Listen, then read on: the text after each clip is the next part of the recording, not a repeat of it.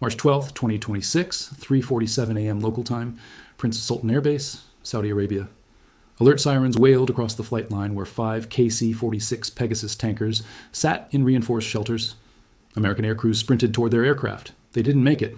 Iranian ballistic missiles struck the base with precision that should terrify every military planner in Washington. 4 direct hits on hardened aircraft shelters. 5 tankers destroyed, not damaged, destroyed. And here's what makes this attack different from every missile strike that came before. Iran didn't hit a symbolic target. They didn't strike an empty runway or a minor installation. They destroyed the aircraft that allow American F-35s and F-15s to reach Iranian airspace in the first place. Without tankers, American air power in the Middle East just lost half its range. Let me tell you exactly why this matters. The KC-46 Pegasus is a $160 million force multiplier that extends every combat aircraft's operational range. Each tanker carries approximately 212,000 pounds of fuel, enough to refuel 6 F-35s mid-flight, extending their combat radius from 670 to over 1,200 nautical miles. Do the geography. Prince Sultan Air Base to Iranian targets approximately 800 to 1,000 nautical miles depending on the route. An F-35 launching from Prince Sultan cannot reach Tehran and return without refueling. The physics don't allow it. The tankers made those missions possible. Past tense, made. Iran just eliminated that capability with 5 missiles. Here are the numbers that explain what just happened. The United States Air Force operates approximately 50 KC-46 tankers total. 5 just got destroyed in one attack. That's 10% of the entire fleet. But the operational picture is worse than the raw numbers suggest. Of those 50 tankers, only about 30 are typically mission ready at any given time. The rest are in maintenance, undergoing upgrades, or positioned at bases worldwide. In the Middle East theater, the U.S. had perhaps 12 to 15 tankers deployed. Losing 5 in a single strike means that tanker availability just dropped by 30 to 40% in the region, where American air operations are most critical right now. The human cost compounds the strategic loss. Each KC-46 requires a minimum crew of 3: pilot, co-pilot, and boom operator. During alert status at Prince Sultan, those crews were likely near their aircraft when the missiles hit. The Pentagon has not released casualty figures, which tells you the numbers are not zero. Air crews inside a hardened shelter that takes a direct hit from a 650-kilogram warhead do not survive. The blast wave alone would be fatal. You lose the aircraft, and you lose the crew. Replacing a KC-46 takes a year. Replacing an experienced tanker pilot takes 3 to 4 years of training pipeline. The institutional knowledge loss is worse than the hardware loss. Let me walk you through what a typical strike package looks like without tankers versus with them. A flight of 4 F-35s launching from Prince Sultan targeting Iranian missile sites near Natanz. With tanker support, the package looks like this. F-35s take off with internal fuel tanks full, external fuel tanks if the mission allows sacrificing some stealth. They fly to a predetermined refueling track over Iraq or the Persian Gulf where a KC-46 is orbiting. Each F-35 takes on 8,000 to 10,000 pounds of fuel. Now they have enough range to penetrate Iranian airspace, conduct their strike, and return to base. Total mission time, approximately 4 hours. Tanker made it possible. Without tanker support, that same mission becomes impossible. The F-35s would need to fly a direct route to minimize distance, which takes them over defended airspace where Iranian air defense systems are concentrated. They arrive at the target with minimal fuel reserves. And here's the real problem. They don't have enough fuel to conduct evasive maneuvers, engage threats, or handle any contingency. If they encounter unexpected air defenses and need to take the long way around, they run out of fuel before reaching friendly airspace. That's not a risky mission. That's a suicide mission. An American doctrine doesn't fly suicide missions. Now, let me explain what Iran actually hit at Prince Sultan because the details matter. The base, officially known as Al-Kharj, is located approximately 80 kilometers southeast of Riyadh. It's been a major U.S. Air Force hub since the 1990s. The facility has 2 runways, hardened aircraft shelters designed to protect aircraft from blast effects, and extensive fuel storage infrastructure. The tankers were parked in Type 3 hardened aircraft shelters, reinforced concrete structures designed to withstand near misses from conventional munitions. Iran's missiles didn't near miss, they scored direct hits. The shelters collapsed. The tankers inside were crushed and burned. The missiles Iran used were most likely K-bar-Shekand or Fada-2 variants. Both are precision-guided ballistic missiles with maneuverable warheads. The K-bar-Shekand has a range of approximately 150 kilometers and carries a 650-kilogram warhead. The Fada-2 is newer, faster, and even harder to intercept. Both missiles use terminal guidance that allows them to adjust their trajectory in the final seconds before impact. That's how you get direct hits on specific aircraft shelters rather than just hitting the runway. This was surgical. This was planned. And this was executed with intelligence that tells us Iran knew exactly where those tankers were parked. Here's the strategic calculation Iran just made. They didn't try to shoot down aircraft in flight or overwhelm carrier group defenses.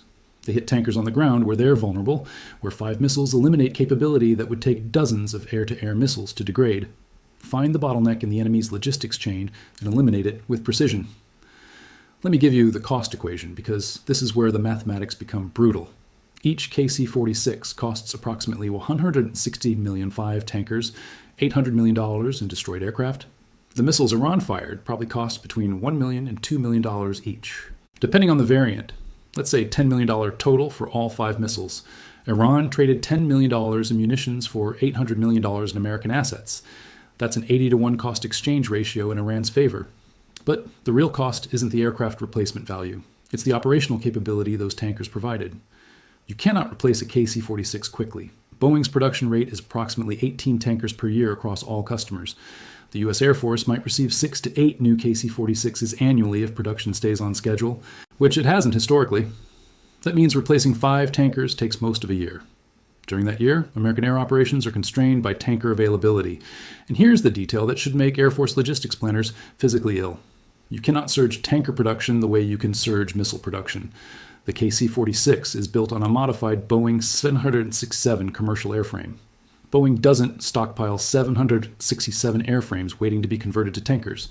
The supply chain for a wide-body aircraft involves thousands of components from hundreds of suppliers across multiple countries. Accelerating that process requires years of preparation, not weeks. If you want to understand why the Pentagon is not showing footage of the aftermath at Prince Sultan, this is why. They cannot afford to show the American public what 5 burning tankers look like.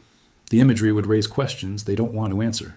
How did Iranian missiles penetrate Saudi air defenses? Why were 5 tankers parked close enough together that one attack could hit them all? Where are the replacement aircraft coming from? When will tanker availability return to pre-attack levels? Those questions have uncomfortable answers. Let me address the Saudi air defense question, because this is where the story gets worse. Prince Sultan is protected by Patriot PAC-3 batteries. Saudi Arabia operates 13 Patriot batteries total, and at least 2 were positioned around Prince Sultan specifically to defend against this type of attack. Those batteries have interceptor missiles, they have search radars, they have engagement radars. They detected the incoming Iranian missiles. Reports suggest they fired interceptors, and every single Iranian missile got through anyway. This is not a failure of Saudi training or readiness. This is a fundamental mismatch between the threat and the defense. The Patriot system was designed in the 1980s to intercept aircraft and early-generation ballistic missiles. The K-Bar-Shekin and Fata-2 are 4th-generation precision weapons with maneuverable warheads that change trajectory during terminal phase. The Patriot calculates an intercept point based on projected trajectory. When the target changes that trajectory 3 seconds before impact, the calculation becomes worthless. The interceptor flies to where the target was supposed to be. The target is somewhere else. Impact. Subscribe to this channel because what I'm about to explain next is not being discussed anywhere in mainstream coverage. The tanker destruction at Prince Sultan doesn't just affect missions into Iran. It affects the entire regional air posture. American aircraft based in Qatar, Kuwait, UAE, and Bahrain all rely on tanker support for extended range missions. The tankers operate from centralized bases like Prince Sultan because that's operationally efficient. One base, multiple tanker orbits covering different mission areas. Losing that concentration means the remaining tankers have to fly more sorties to cover the same missions. That increases crew fatigue, maintenance requirements, and fuel consumption. The operational tempo becomes unsustainable. Let me walk you through what the next 72 hours probably look like. The U.S. Air Force will reposition tankers from other theaters to backfill the losses. Expect tankers to arrive from Europe, possibly from the continental United States. That solves the immediate capacity problem, but creates new ones. Every tanker moved to the Middle East is a tanker, not available for missions elsewhere. If a crisis erupts in the Pacific, the tanker fleet is already stretched thin, and moving tankers takes time. And KC-46, flying from the U.S. to the Middle East, requires multiple aerial refuelings itself. The logistics are complex and slow.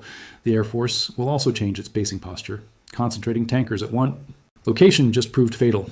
Dispersing them across multiple bases reduces the risk of losing multiple aircraft in a single strike, but increases operational complexity. Coordinating refueling tracks becomes harder. Response times increase. This is the dilemma of force protection versus operational efficiency. You can optimize for one or the other, but not both. Here's what the official Pentagon statement said about the Prince Sultan attack. I'm quoting directly. Iranian missiles targeted coalition facilities in Saudi Arabia. Defensive measures were employed. We are assessing damage and ensuring the safety of personnel. Operations continue. Notice what that statement doesn't say. It doesn't mention tankers. It doesn't specify casualties. It doesn't provide numbers. The phrase, assessing damage, is doing enormous work there. That's Pentagon speak for the damage is bad enough that we don't want to quantify it publicly yet. Compare that statement to what Iranian media is broadcasting. They're showing satellite imagery of Prince Sultan with smoke rising from multiple locations. They're naming the aircraft destroyed. They're claiming this as a strategic victory that cripples American air power. Which narrative is closer to operational reality? The Pentagon's careful non-denial or Iran's detailed claims? I'll let you decide, but I'll note that the Pentagon hasn't released any imagery showing intact tankers or operational flight lines. Let me explain why tanker vulnerability was predictable and why this attack should not have surprised anyone paying attention. Tankers are large, slow, and parked in known locations. Every intelligence service on Earth knows where American tankers are based. The aircraft have massive radar signatures even on the ground, and they're filled with jet fuel, which makes them catastrophically vulnerable to any hit. A missile strike on a tanker isn't like hitting a fighter jet. The fuel ignites, the fire spreads. The entire aircraft becomes an inferno within minutes. You cannot save a burning tanker. The hardened shelters were supposed to protect against this. That was the theory. Build reinforced concrete structures that can absorb blast effects and protect the aircraft inside. The problem is that those shelters were designed in the 1990s to defend against threats from that era. They were not designed to withstand modern precision. Guided ballistic missiles with maneuverable warheads delivering 650-kilogram payloads directly onto the roof. The shelter design is obsolete. Iran just proved it. Here's the question. American air commanders are asking right now behind closed doors, if Iran can hit Prince Sultan with precision, what else can they hit?